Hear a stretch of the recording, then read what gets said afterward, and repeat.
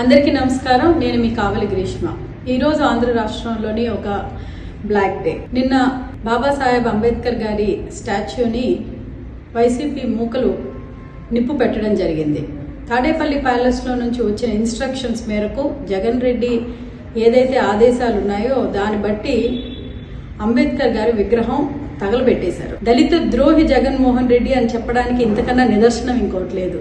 ఇది దయచేసి గమనించాల్సిందిగా దళిత సంఘాలను కానీ ప్రజా సంఘాలు కానీ ఏవైతే ఉన్నాయో దయచేసి ఇవన్నీ ఒకసారి మీరు గుర్తుపెట్టుకోండి. ఇవన్నీ ఒకసారి మీరు చూడండి.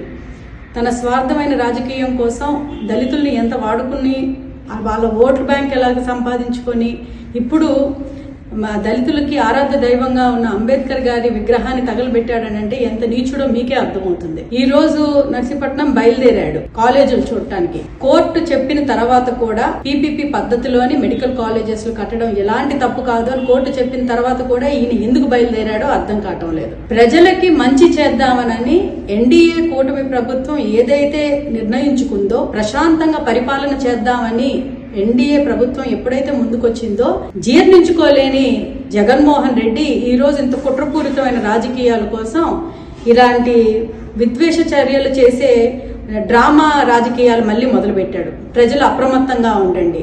ఈ బోగస్ మనిషిని మీరు అప్పుడు నమ్మలేదు, ఇప్పటికీ దయచేసి నమ్మకండి. ఈ డ్రామాలు చేసే వాళ్ళని ఇప్పుడే అరికట్టకపోతే మళ్ళీ మన రాష్ట్రం ఇంకో 20 ఏళ్ళు వెనక్కి వెళ్ళిపోతుంది. అది మనం ప్రతి ఒక్కరం గమనించాల్సిందిగా నేను ప్రతి ఒక్కరికి విజ్ఞప్తి చేస్తున్నా. నమస్కారం.